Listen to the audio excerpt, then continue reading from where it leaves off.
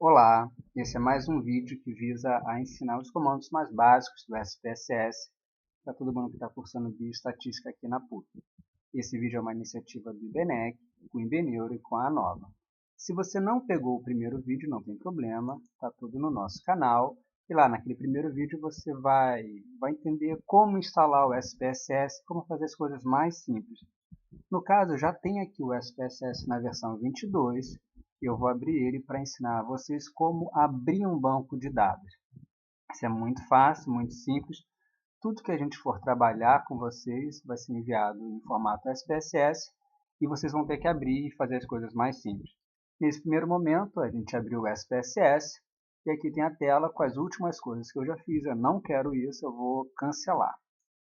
Uma vez cancelado, aqui tem o shape do SPSS, essa é a carinha dele, e eu vou abrir um banco de dados. Eu posso tanto abrir pela pasta amarela, ou como arquivo, abrir, eu tenho várias opções, eu quero abrir um banco de dados. Mac e Windows vai ser a mesma coisa. Aqui eu vou localizar o banco de dados que eu vou trabalhar, eu já tenho aqui algumas coisas. E beleza, antes de abrir eu vou contar uma historinha para vocês. Em 2010, 2011 e 2012, os pesquisadores da PUC-Rio avaliaram o desenvolvimento infantil de várias crianças. A gente tinha um instrumento, fomos a campo e aplicamos esse instrumento nas mães das crianças. Elas pegavam aquele instrumento, liam os itens e marcavam. É uma escala. Elas marcavam se a criança já tinha completado com sucesso alguns comportamentos são esperados para aquela faixa etária ou não. A gente pegou essa confusão, são muitos valores, e tabulou no SPSS. Tem uma parte da estatística, que é a estatística descritiva, que ela coleta, organiza e descreve os dados. É isso que a gente vai fazer nesse primeiro momento. Olha aqui, eu tenho os dados de 12 meses, abrir. Não se assusta, vai aparecer um montão de coisa, a gente fala, meu Deus, o que é isso?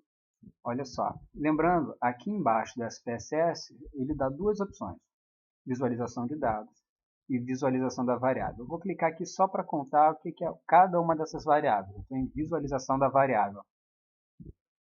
Cada questionário desses, que as mães receberam, tinha um número.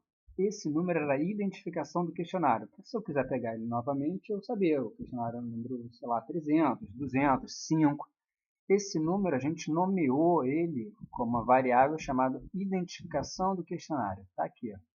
É um número. E se vocês forem reparar direitinho, na verdade esse número não tem uma propriedade matemática, é simplesmente diferença. Aqui no nível de medida não é escala, é nominal. O questionário 7 não quer dizer que seja um questionário maior do que o questionário 6, nem o 6 o dobro do 3. É simplesmente para nomear. Mês a mesma coisa. Aqui a gente está trabalhando sempre com crianças com 12 meses e a gente colocou um texto no banco de dados, vocês vão ver na parte de visualização, por isso aqui está a sequência, sexo igualzinho.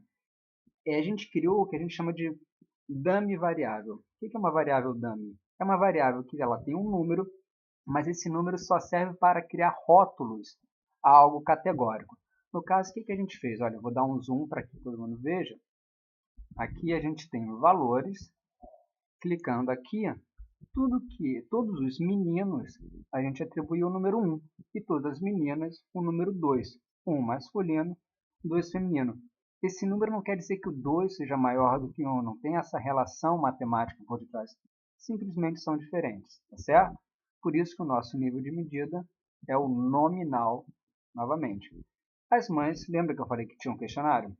Elas receberam esse questionário e elas marcavam esse questionário que tinha 21 itens, tá? Quais eram esses itens, né? Tá aqui. O bebê sorri para você e para as outras pessoas conhecidas. O bebê o procura quando um estranho se aproxima. O bebê gosta de brincar e ficar perto de pessoas. E por aí vai. São 21 itens que as mães respondiam na maioria das vezes, às vezes, raramente ou nunca. Passava para o item 2, para o item 3 e por aí vai, tá bom? Esses itens todos a gente teve que codificar de alguma forma. Como é que a gente codificou isso? Lembrando somente que aqui nos itens a gente não está mais trabalhando, continua sendo categórico, tudo bem, mas a gente não está trabalhando mais com nível de medida nominal. Mas esses itens todos eles têm uma lógica onde um é maior realmente do que o outro. Então a gente está trabalhando com nível de medida ordinal, Lembra aquela escala aquele nível de medida das preferências? Eu gosto mais de ir ao cinema do que ao teatro do que jogar futebol. Essas minhas preferências não têm bem uma distância que pode ser igual entre as categorias, mas sim uma é maior do que a outra. Já é diferente desse nível de medida nominal, que simplesmente significa que uma é diferente da outra. Tá? Esses 21 itens, como é que a gente codificou? Vou clicar aqui em visualização de dados e vai aparecer um montão de informações. Primeiro, ele vai falar que são 24 variáveis. Quem já viu, todas estão aqui, na parte de cima, nas colunas. E nós temos 336 sujeitos avaliados. Repara só, 336 sujeitos avaliados. Aqui nós temos na nossa primeira variável a identificação do questionário, que são aqueles números que servem para que depois eu pegue o questionário e o reveja. Só serve para isso. Os meses, isso daqui é um texto que está em cada uma desses meus vetores, dessas minhas células. O sexo, que é aquela variável dummy. Lembra que 1 é menino, 2 é menina? Ah, Luiz, esqueci. O que é 1, o que é 2? Aqui em cima, repara que você tem algumas opções. Ó. No caso, você tem esse botão aqui, que é um botão 1A, que ele vai mostrar os rótulos de valor das variáveis dummy. Ó. Clico aqui, tudo que é 1 vai virar M, tudo que é 2 vai virar F. Ó. 1 vai virar M, isso aqui, certamente, quando tirar, vai ser 2. Que são aqueles rótulos que se associam às variáveis, mas não têm um valor em si matemático. Aqui tem os 21 itens. E como é que foi feito? Cada uma das mães respondeu aos 21 itens. Como é que a gente codificou? Tudo que era positivo, ó, eu abri novamente o meu questionário, tudo que era positivo, o bebê sorri para você e para as outras pessoas, se assim, na maioria das vezes, é algo positivo, não é? A criança não pontuou, a criança ficou com 0 pontos. Então, por exemplo, nessa primeira criança, no primeiro item, ó, criança 1, item 1, 0 pontos. Segundo item, o bebê o procura quando o estranho se aproxima? Tudo que é mais ou menos, tudo que é o talvez, o meio da escala, a mediana da escala, a gente considerou 5. E tudo que era ruim, ou seja, o bebê sorri para você e para outras pessoas conhecidas, raramente ou nunca, a gente pontuou com 10. Por exemplo, a quarta criança, a quinta criança, a sexta criança, opa, perdão, desculpa, vamos ver se eu acho aqui algum 10, achei. A 56ª criança, no item 1, marcou raramente ou nunca. Dá para entender o seguinte, com menor a soma que uma criança tiver, melhor ela está. E com maior a soma, tem alguma coisa acontecendo por aí, não está muito legal. Então, tirar nota baixa nesse instrumento é bom. Se a pessoa ao fim tirou 0, está ótimo. Se ao fim a pessoa tirou o valor máximo, tem alguma coisa ruim por aí. Lembrando que a gente codificou assim, ó, 0, 5 ou 10. Já não é mais simplesmente uma escala nominal. Tem uma relação de distância entre esses números, mesmo que não seja uma distância absoluta. Mas 0 é menor do que 5, que é menor do que 10. Tá certo? E nesse momento 0 é bom e 10 não é tão bom. Primeiro passo, super simples. Lembra que eu falei que aqui em cima, olha, eu vou dar o zoom. Aqui em cima a gente tem o arquivo, editar, visualizar dados, a gente vai mexer bastante, transformar, a gente vai mexer bastante. Só que agora eu quero simplesmente saber quantas meninas tinham e quantos meninos tinham nessa minha aplicação. Não vou contar cada uma delas. Eu vou aqui, em estatística descritiva, eu vou pedir uma tabela de frequência. Em cada um dos vídeos eu vou mostrar uma pequena parte do SPSS. Nesse primeiro eu vou mostrar a tabela de frequências.